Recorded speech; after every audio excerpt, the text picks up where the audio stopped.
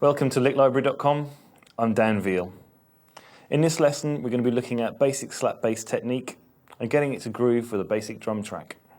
So what is slap bass technique? It was reputed to have been created by a bass player called Larry Graham in the late 70s, where in the absence of a drummer, he would slap down on his bass like this to create more of a rhythmic feel to his bass playing. He'd also used a pluck technique as well to double up maybe what the snare drum was doing, like this. Or alternate the two in a rhythmic fashion to create more of a rhythmic sort of pounding bass line, for example like this. This opens up some doors for some really interesting rhythmic feels in a song or a piece of music. I'm going to play a few exercises in a moment where we'll start with a very basic bass line and then work up with more rhythmic ideas which you can take away and use to create your own bass lines. Firstly though, we're actually going to look at the technique itself and how I like to create a good tone. Now I'm going to start with the thumb. Many bass players treat this technique in their own way and it's up to you how you approach it, but here's some light pointers.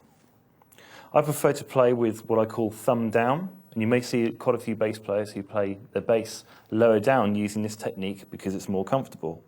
You slap with the side of your thumb. I like to use the bony area because I think it sounds stronger. I can demonstrate this by banging on the side of my bass. With the side of my finger, it'll sound like this. You can probably hear that. And yet if I hit with a softer part of my thumb, it doesn't sound to be as much power there. So, hammer down on the string, much like playing a xylophone or something like that with a stick.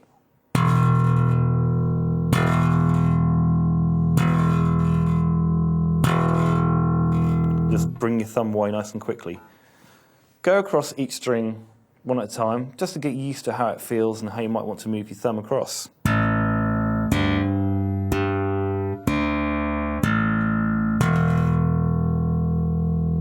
Other bass players like to play with their thumb in an upright position, more like this. You can see players like Mark King, for example. It feels a little bit uncomfortable for me.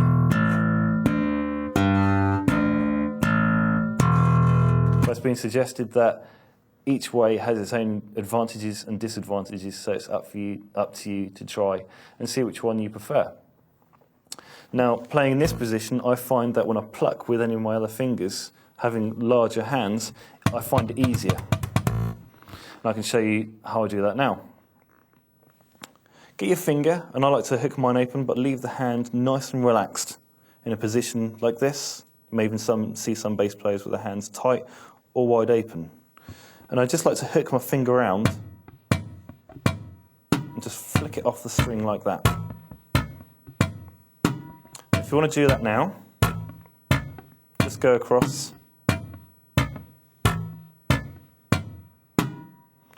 going to try and put the thumb and the finger together now and see if we can create, a bit of a beat, a bit of a rhythm.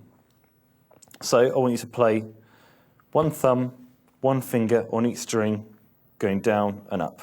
And it'll look like this.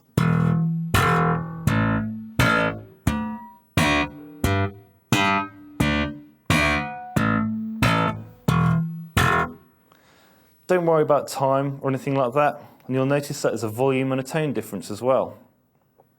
Try and get them to sound more or less the same volume, but just work on getting the note to sound.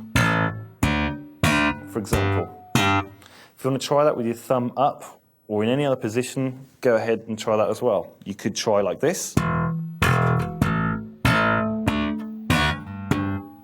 which I find difficult. Or even, if you like playing at this kind of angle,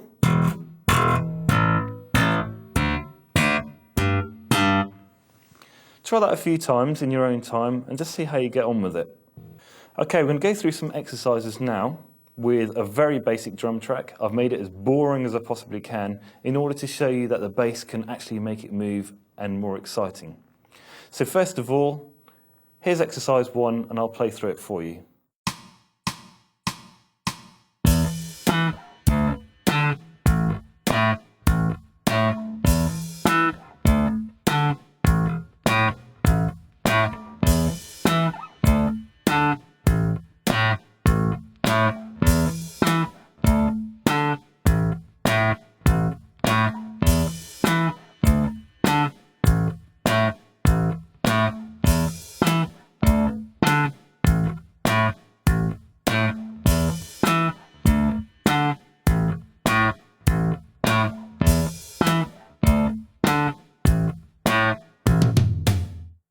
Okay, in that exercise I chose just 3 notes, E, G and A.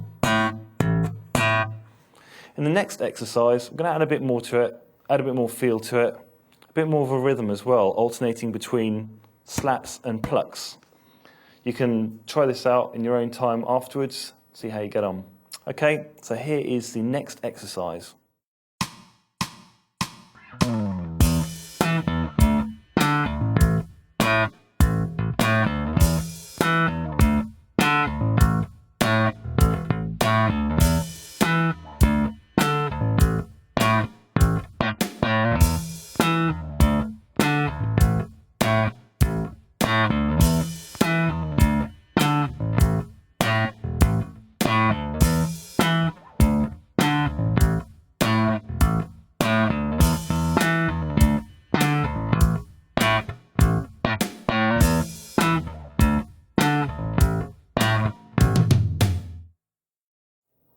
In that exercise, I just put some ad-lib extra beats in, just to give it a bit more interest.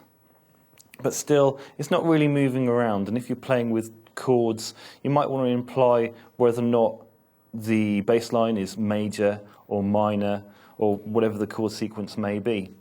And in the next exercise, I'm going to show just adding in some major and minor thirds and fifths into the bass line, just to make it a little bit more interesting.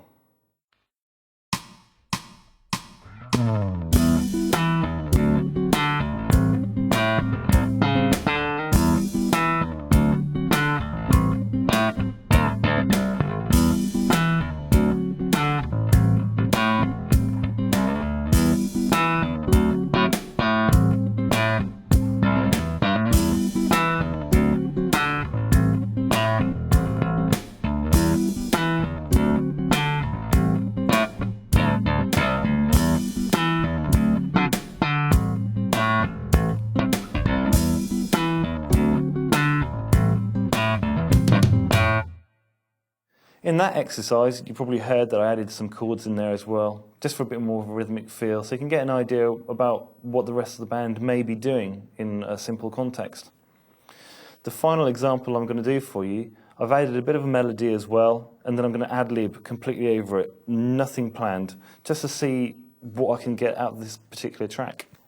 So this is the final example.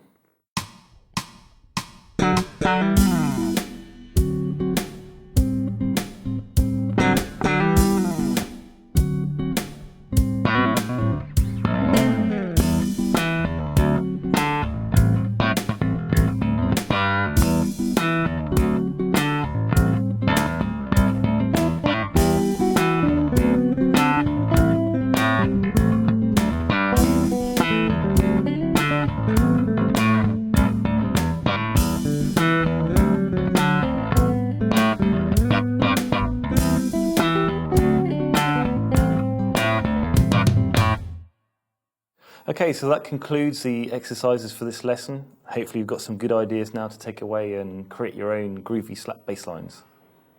Have a think about some of the things I've said about which way to point your thumb and how you go about getting a good strong note out. And we'll see you again for the next lesson. Thanks very much.